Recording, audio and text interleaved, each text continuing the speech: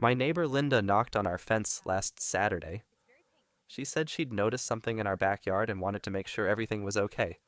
And I said, yes, everything is fine. And she said, because there's a pig in your garden. And I said, yes, we got a pig. And she said, it's very pink. And I said, yes.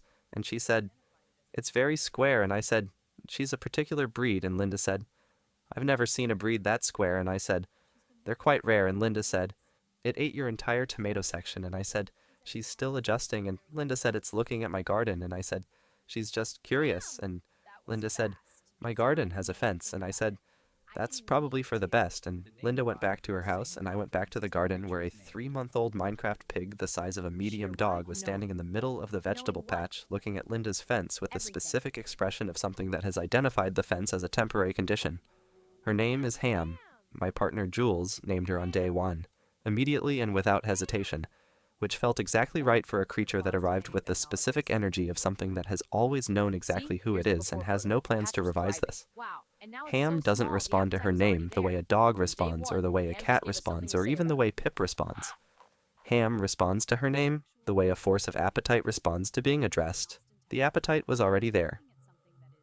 Ham just gave us something to say when we needed to explain what was happening to the vegetable patch. She is a Minecraft pig. An actual physical Minecraft pig, living in our backyard in Austin, Texas, currently the size of a medium dog, perfectly pink, completely square in her proportions, in the specific way of something that has been rendered in a geometry that prioritizes clarity over curves, small square ears, a square snout, square trotters, and an appetite that we discovered on day 1 and have been in discussion with her about ever since. The discussions have not been productive. She has been with us for 3 months. The vegetable patch is significantly smaller than it was. We are replanting. It was a Wednesday in early March when Jules found the egg in the garden.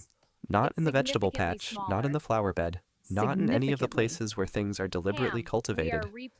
In the corner of the garden where the shed meets the fence, in the specific triangular space that is too small for a chair and too awkward for a plant and too shaded for anything that requires sun.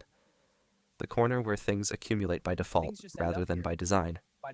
Jules was out there doing the spring garden assessment, the annual Wednesday ritual of walking the garden with a notebook and deciding what goes where and what gets replanted and what was a mistake last year that will not be repeated. And she texted me from the garden.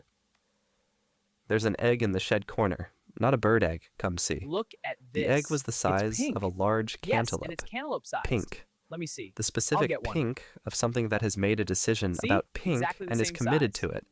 A warm, confident pink that made the corner of the garden look like the corner had always been waiting to be this color. Slightly square, not dramatically, not impossibly, but the roundness of it had a geometry that preferred corners to curves.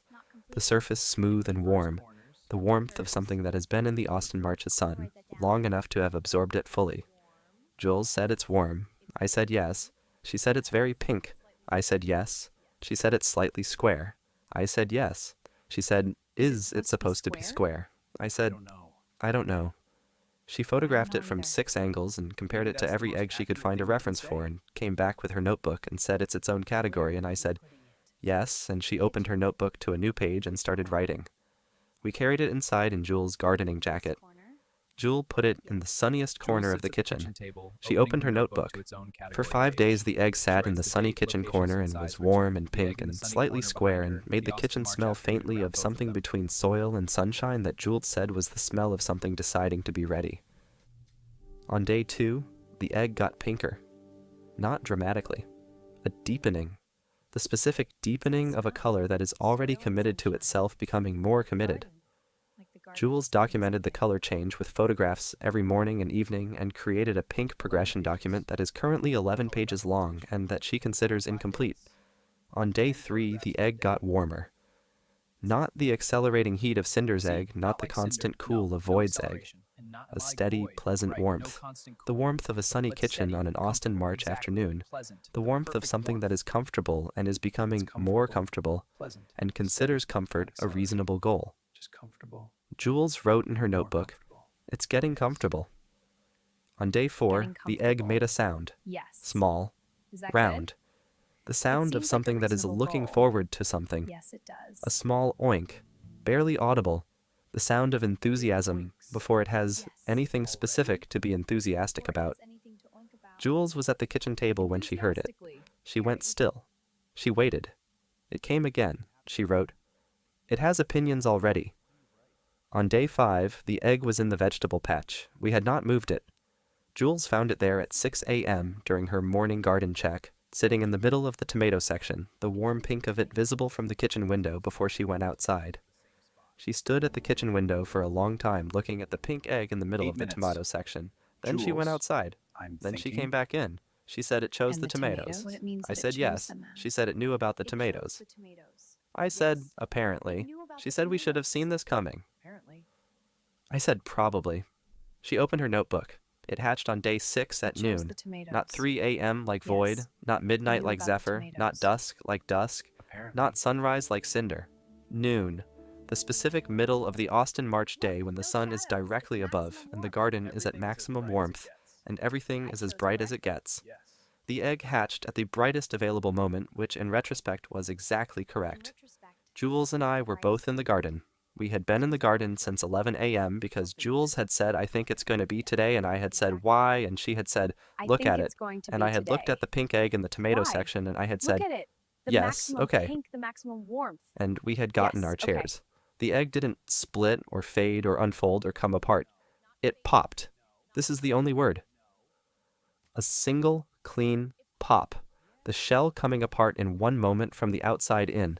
The pink pieces falling outward in a neat circle, each piece landing in the tomato section in the specific arrangement of something that had a plan for the shell and executed the plan, and in the center of the former egg, sitting in the tomato section in the Austin noon sun, ham, small, square, perfectly pink, 4 small square trotters on the soil, small square ears, square snout already moving, already investigating, already pointing at the tomatoes with the specific focused attention of something that has just arrived and has already identified the most important thing in the vicinity.